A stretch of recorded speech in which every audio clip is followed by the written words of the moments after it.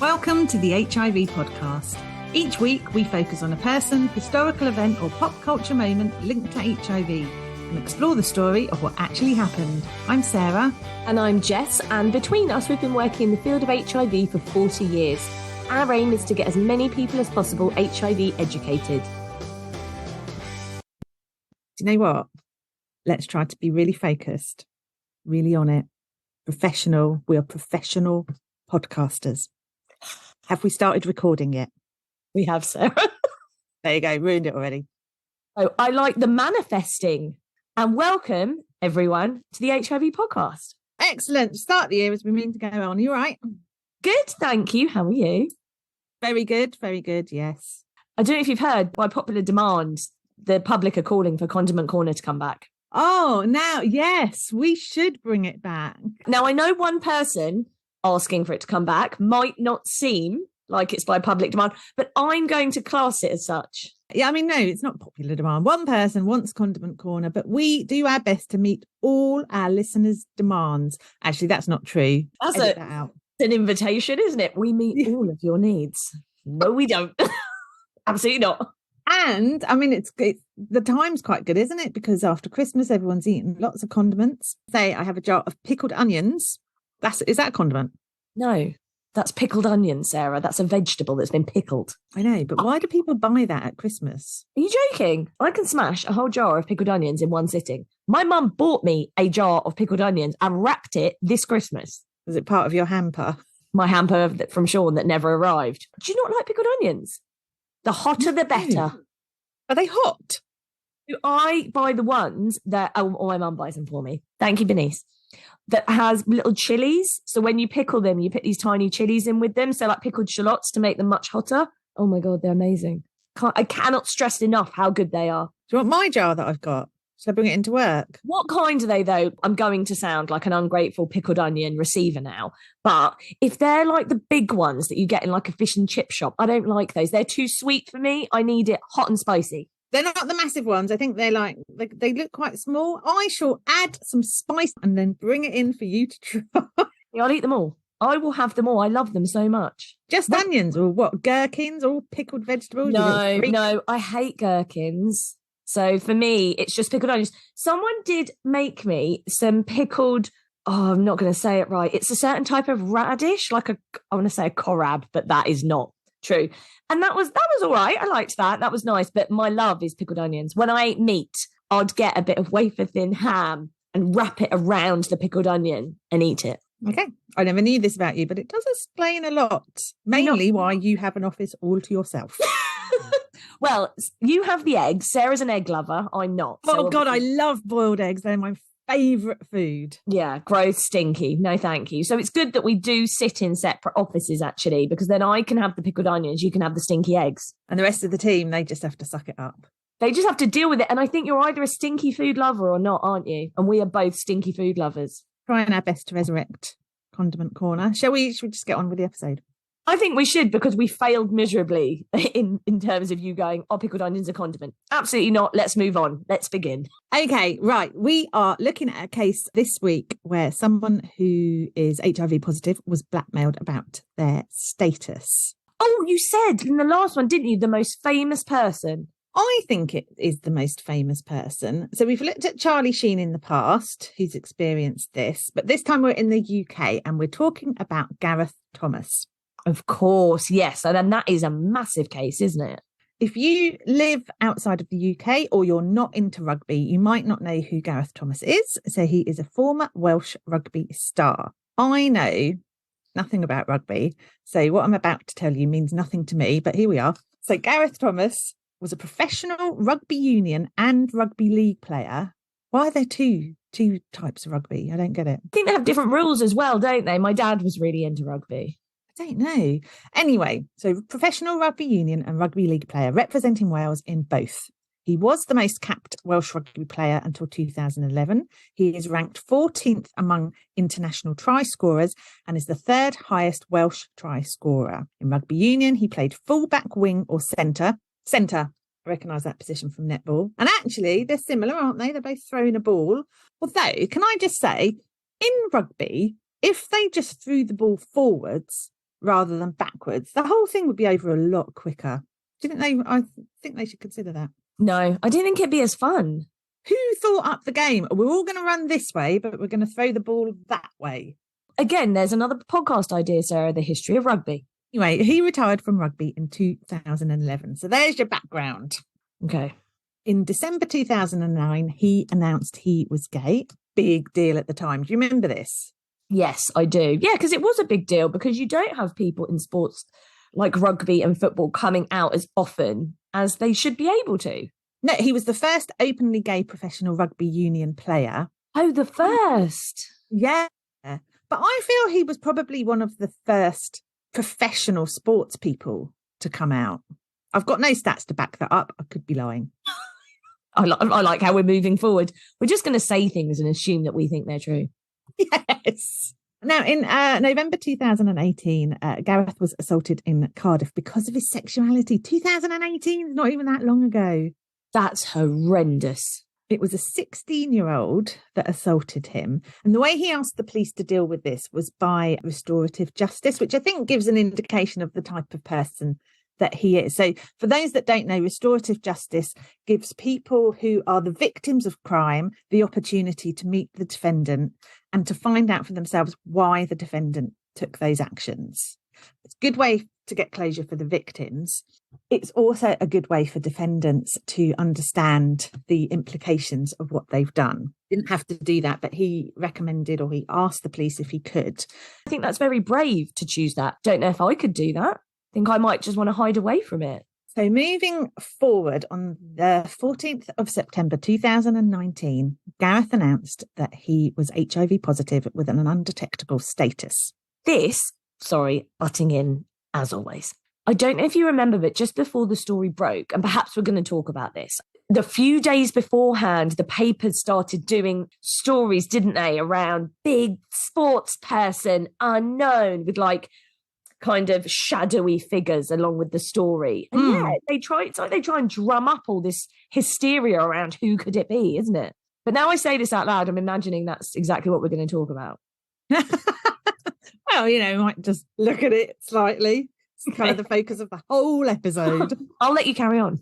Yes. After this, let's talk about the concept of a podcast episode. Yeah. I think we do need to revisit that, to be honest. So we are looking at where the blackmail comes into this. He was blackmailed by the press. At the time, he didn't announce which paper, but there were rumours on the internet that it rhymed with bun. Now, before you start getting all panicky that we're going to be sued, later on in this episode, we'll find out whether that was true or not. Right, so now I'm going to apologise for butting in and talking about the newspaper because I didn't know it was actually the newspapers that blackmailed him. So that's why I thought it was an individual. Well, we'll look at the journey because initially it wasn't obvious. So we're going to look at the journey of how was it blackmail in the first place? Yeah. Whether it was his choice to be open about his status following that. And basically what happened here. We'll unpick it all like we normally do. So we know the press had got hold of the fact that he was positive. Someone that Gareth had disclosed his status to had gone to the press. And the press were threatening to tell Gareth's parents unless he revealed his diagnosis. His parents? Do they not have a heart or a moral compass? Is it just money, money, money? Like, that's awful. I know, but you start to think about the lengths the press will go to. And then I was like, well, if they've got that story, why don't they just publish it? Why are you trying to make Gareth Thomas feel awful about his status and force him to tell his parents himself? And the person that obviously went to the press in the first place, where they paid for this, what did they gain from it? We don't know. But we are going to look into all of this. We've got to put our detective hats on, Jessica, and we're going to get to the bottom of these fishy shenanigans. That, if you're going to do an OnlyFans page, and you will because you always copy me, that should be your porn name. Fishy shenanigans. I quite like it. Especially now you've talked about your obsession with pickled onions. Maybe vinegar shenanigans might be better. I don't know. Vinegar shenanigan. I could rock that name for sure. I like that. So we're gonna be detectives. I'll be Jessica Fletcher. You can be Hercule Poirot. Poirot? I don't want to be Poirot. I'm gonna have to be a man. I want to be Bergerac. He was always cool, wasn't he? That's such a good shout. That's a very good shout. Yes. Okay, Jessica Fletcher and Bergerac. Let's go. Okay. Right. We're not off to a good start because it's actually quite hard to understand what went on. But in essence, Gareth was being blackmailed by one or more people about his HIV status. Now, I'm going to use a Sun article, which was published the day after Gareth told everyone his status on Twitter, as my reference, because they may have been the paper involved in the lead up to him having to reveal his status, but also because the article, it's quite sensationalist. I mean, I'm not surprised. It's not a surprising thing, is it? But no, but you think, okay, right, 15th of September 2019, this story is published in The Sun. It starts, Wales rugby star Gareth Thomas was forced to reveal his HIV diagnosis after sick blackmailers threatened to expose his secret. Well, I agree. I'm going to agree with this first statement. They are sick if they're blackmailing someone over their status. Absolutely. Says the sports legend told how he went through hell as he tried to keep his health battle hidden from his friends and family. I don't love calling it a health battle. I don't think we need to. I don't think anything to do with your health should be described as a battle, because it implies that you're either going to win or lose. It's like when people talk about, I don't know, like a cancer diagnosis, for example, and they're saying, I'm going to battle this. And you think, but not everybody can win that battle. So do the people that don't win it, are they losers? No, of course they're not. It's just such weird terminology, isn't it? Goes on to say he decided to break the news to his parents and two older brothers after blackmailers started using his diagnosis as a weapon. Again, sensationalist. Gareth said, I've been threatened by people who said they would give away my secret. It's sick and I've been through hell, being blackmailed. And in my mind, I thought you could only get blackmailed for something really bad, which compounded the feeling of shame. When someone else knows a secret as big as that, they can determine your happiness or sadness every morning and use it as a weapon against you and your family. Again, that makes sense. Goes on to say the star initially hid the devastating diagnosis from his loving parents. It's trying to portray HIV as the worst thing ever. Yes. Yeah, I think that's the thing, isn't it? I don't think they're actually thinking of the impact that has on the thousands of people that read that. We've said this before, it's almost like stigmatizing language. Yes, absolutely. We should do an episode on that. Yes. Add it to the list. Oh, God. Put it on the list, Sarah. Absolutely massive list that takes up most of the wall. I imagine it's, like a big scroll that you just do that with, where you sort of let it go and it just rolls down the road. Everyone else uses a computer, but I'm there with a scroll and a quill. The article goes on to say his parents are supporting him as he battles the incurable virus. The Welsh sports hero stunned the sporting world yesterday by dramatically declaring he's living with the incurable virus. Two things. Were the sporting world stunned? Not sure that they were. Yeah, that's sort of conjecture, isn't it? That's your opinion of something. And secondly, or nextly, as you prefer, I've watched this announcement on Twitter. I've seen his announcement on Twitter and it's not dramatic. No, he's just telling the facts. And you can see that he's emotional, but I wouldn't say it was packed full of drama. He doesn't want it to be, does he? He's having been forced into doing this. So it's him speaking to the camera saying, I've got to do this. And you can see he is full of emotion. Well, he's probably full of emotion, not necessarily because of his diagnosis, but because he is being forced to do something that is now no longer his choice. So perhaps he may have, in years to come, be like, actually, I do want to come out. I do want to be open about my status. But he should always have had that choice. It's so unfair. Yeah, absolutely. It says in the article, even though I've been forced to tell you this, I choose to fight to educate and break the stigma around this subject. That's what he said in his video on Twitter. I'm asking you to help me to show that everyone lives in fear of people's reactions and opinions of something about them. But that doesn't mean we should have to hide. Yes, Gareth Thomas. That's exactly right. He didn't just announce it. He made it into something bigger to say, let's have a discussion about the different things that we might feel stigmatized around. Okay, I like that. Yeah, he did.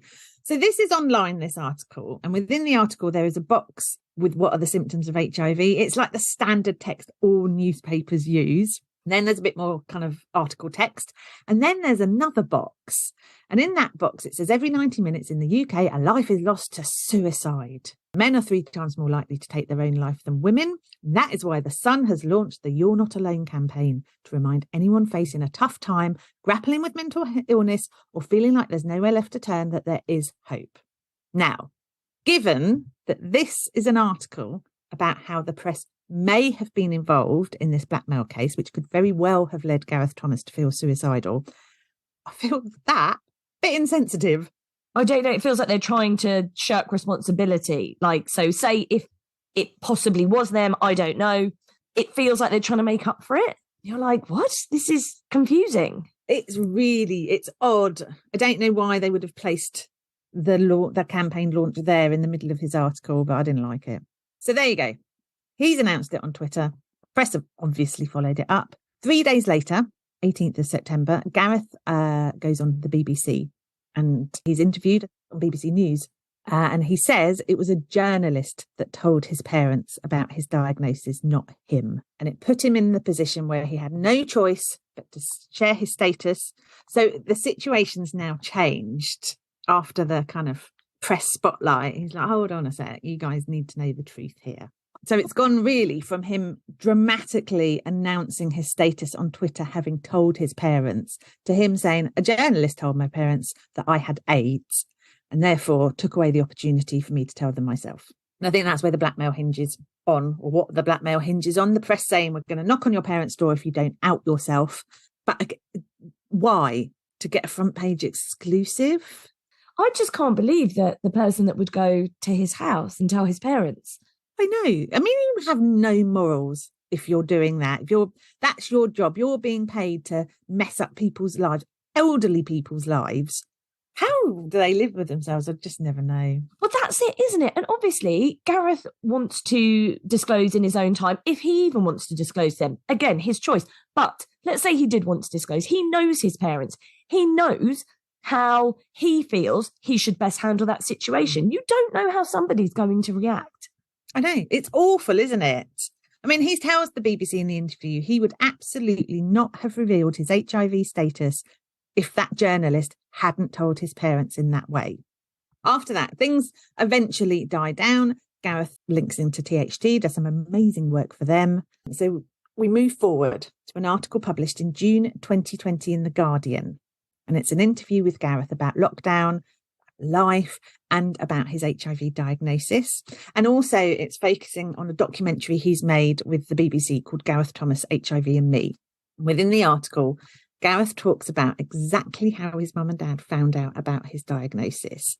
So up until then, he's kind of hinted and said, it was a journalist. He talks a lot more. So the article starts and says, for evidence that stigma against those with HIV is still very much alive, consider the manner with which Gareth was forced to tell his parents. So one day, having stayed with them, his father's driving him to get a train to London, and they noticed a man standing in the road. His father pulls over to check if he's okay. It was a reporter. And Gareth says he stuck his head in the window and he said to my father, do you have any comment about your son having HIV? No, he didn't. Are you joking? So in my mind, it was like like in a drama series, like an ITV drama where the police like knock at your door and say, let me come in, I'll have a cup of tea. And then they tell them, I don't know, some sort of bad news about a crime. That is how I saw the journalist disclosing to his parents, in a gentle fashion still. Oh, no. So this is what he did. Just stuck his head in the window. What's your comment? Your son's got HIV. Gareth puts the window up and he says to his father, just drive. And on the rest of the journey to the train station, Gareth reassures his father that it was just the press looking for a story. He boards the train to London. His father goes home. What his father doesn't realise is that the reporter has followed him home. Gareth says, your sound cut out, but your mouth was enormous. Sorry, I said, what? Massive respect for not losing his temper about that. Because he could have got out of that car and got very angry, couldn't he? Yeah, and he's a rugby player. He's a big guy. I would not want to make Gareth Thomas angry. Yes, he is a big man. So the reporter has followed his father home. Gareth says he knocked on the door. My mum and dad answered. My mum and dad have started doing this, answering the door together and answering the phone together and then putting it on loudspeaker so I could speak to both of them at the same time. Anyway, Gareth says he knocked on the door. My mum and dad answered. They noticed a recording device in the reporter's pocket. Again, the reporter asked them to comment on their son's HIV status. His parents refused and closed the door. Gareth says, then I had the phone call from my mother in tears. Never felt like I was so far away from home in my entire life. Gareth goes back to Wales that night, goes to his parents' house, and he told them everything. And they had, their elderly parents, very little understanding about the realities of HIV in the UK. So what he says in the article is, what this journalist didn't know is that my parents thought I was going to die. They didn't know any different. The journalist, not his parents' understanding of modern day HIV. No. No, it's the journalist, to be clear. Good luck editing that little bit. I'm so shocked, though. I'm so shocked that they did it in... What if his parents, what if his dad had had a heart attack? What if he was that shocked? I just can't understand. I can't fathom how somebody could do that. No, I know. And cause so much damage, all for the sake of a newspaper story. Gareth goes on to say, him and his legal team were granted an injunction preventing the newspaper from revealing that he was HIV positive. And that was the catalyst for Gareth deciding to go public. And also the catalyst for him to be like, I want to work with the BBC and do a documentary about this. Prior to this, his legal team were unable to prevent a story running in the Sun about an unnamed sports star who was about to reveal that they had HIV. Right, hang on. So to clarify this, so the papers ran a story saying this anonymous star was going to announce their status. And this is while they're blackmailing him in theory and putting pressure on him, right? So actually they're trying to make out like somebody's about to disclose, but it's only because they're being blackmailed. Yeah. So the Sun are trying to kind of engineer it so that he comes out himself. Well, they are blackmailing him. They're just saying, if you don't do this, we will. We've got all the facts here and away we go. We've already run a story hinting at who it might be. And having told his parents, they then want to run the story straight away. And he's got an injunction to say, no, but then had to reveal his status. It's a little bit like Philip Schofield. Do you remember all the stories around his sexuality? Yeah. It's similar to that, where the press knew and said, well, either you tell the world or we're going to do it. It seems to follow in that kind of the same sort of ilk as that. So in the article, he's asked why he thinks there is such an appetite to expose people as HIV positive. And he's saying because people don't know much about HIV, it's really easy to sensationalize the subject. And also there aren't many public figures who are open about it. My gosh, you can see why. Exactly, right? He doesn't want to be open about it, and nor should he have had to have been. It should have always been a choice. Yeah, absolutely. And he talks about, he says, I'm still really angry that I lost autonomy of the situation. Very close family, very close to his parents, very protective of them, as we all are. And he's saying, it was my right to pick the moment to tell my family. It wasn't someone else's right to force that moment upon us. Goes on to say, I can never pick that moment again. I never had that opportunity, and that really pisses me off.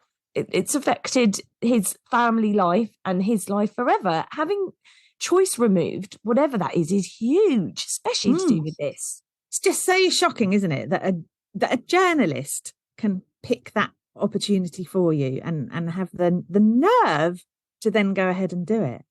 It's just horrible. It's horrible that somebody knew his status and took it to the media. That's horrible, because it feels like all of this is around financial gain. Of course, we don't know if the person that took his status there gained in any way financially or in any other way. We don't know that. Then the papers, they're making money off it. So it's awful. This is someone's life. Yeah, absolutely. Oh, I'm not happy about this situation. Nor am I. I didn't know enough about this, to be honest. No, nor did I. And that is the kind of interesting thing for me, is I, like you, had seen the newspaper reports and they were hinting that a sports person had HIV, and then he came out on kind of, and then it was in the papers, and you just don't realise that going on in the background is all this kind of hurt and blackmail, and his parents are in the middle of this. That's horrible. Do you know what else is really, really horrible that really resonated with me? That journalist knew Gareth was obviously going away that day, because if he's followed his father, then he knows his father's dropped off at the train station, off he's gone on a train, and then he still pursued it. So it wasn't even like he turned up to the house when Gareth was there. He knew he wouldn't be there. Yeah, very targeted, very planned. He's obviously there for a mission. Oh, how newspapers operate, how can they get away with stuff like this? I just don't know. It's horrible, isn't it? I don't think people always realise, when you buy a newspaper or look at it online, the context to what's gone on behind that story. That is why this is important that we do this, because we always say we're learning ourselves, and we really are. Because, of course, we only see the headlines. We only know those things as well. But every time we do this, and I mean, obviously, everyone knows how much we hate the media. We talk about it a lot.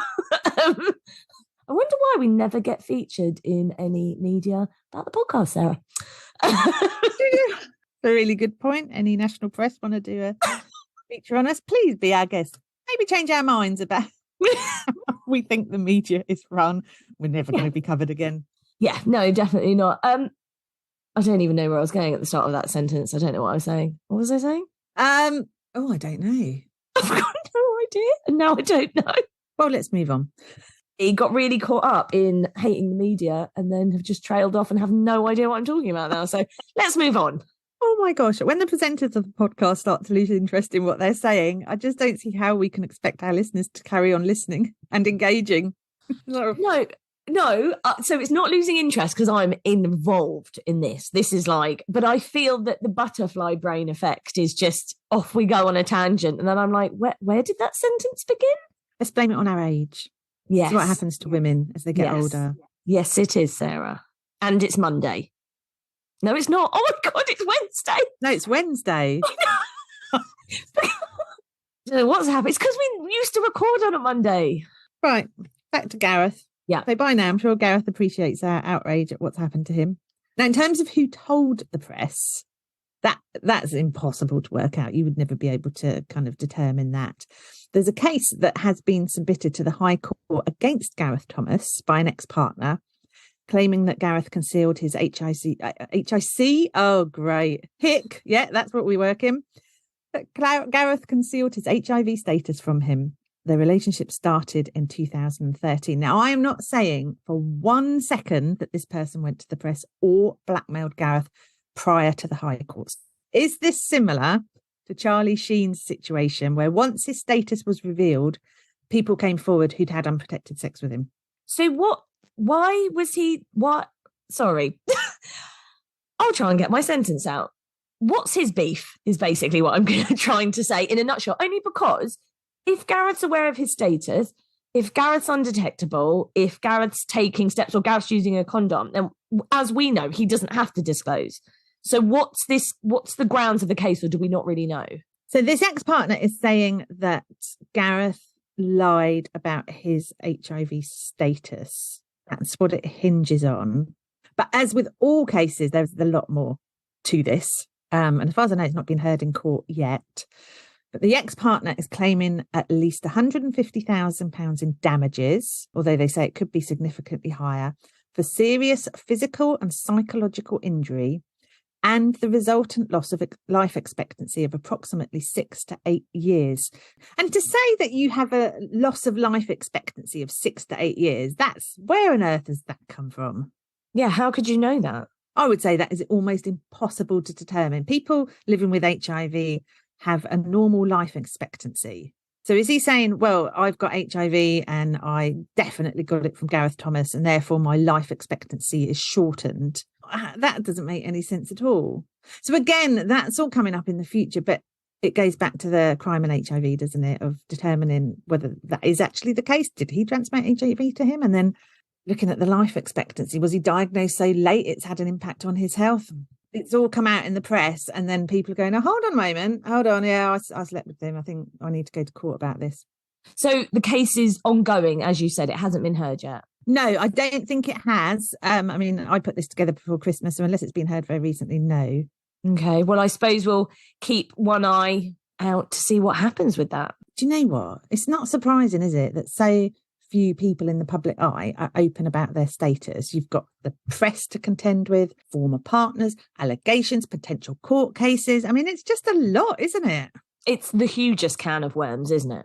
Yeah, and yet we need more people to be open to kind of diminish the stigma and to normalise HIV. But judging by what's happened to Gareth Thomas, it's not going to happen, is it? Yeah, exactly. That's not the example of going, yes, it's going to be easy and brilliant. And it's like, that's not what this is displaying, is it? I mean, Gareth Thomas has done so much good in terms of speaking out and being an HIV advocate. But again, he's been forced into that position. As in, I know he didn't have to sort of start advocating and do such great work with charities. And obviously he has like a podcast as well around HIV. So he has stepped up and taken that role, but he should never have had to. It should always have been a choice. Yeah. And I think it's terrible that the press can take that choice away from you and have no recriminations. You know, it's legal for them to do that. You're breaching someone's human rights. They should listen to the last episode, Sarah. Yeah, it's outrageous. Anyway, there you go. So the press blackmailed Gareth Thomas about his HIV status, forcing him to go public and announce his status on Twitter. Do you think we are ever going to get to the stage where someone's HIV status can't be used against them in some way? And this is why we say there's still so much stigma. And I think this has a massive impact on it. It just keeps fueling that fire. I know. I had respect for Gareth Thomas before because he does so much work to raise awareness, but I have a newfound respect. I've elevated him onto a much higher pedestal. Do you remember when you used to do that? You'd say that everyone was your bestest favourite person and you had to keep adding to that every week. I'm quite fickle, aren't I? You know, flip from one favourite person to the next. Best friends all over the place. Well, my ultimate best friend is our boss, Sean. We both know that. You're such a suck up. Well, yeah, I am, but, you know, got to try, ain't you? It's fair enough. I did not expect that response, so I quite like that. You're like, yeah, and so? It's the appropriate response.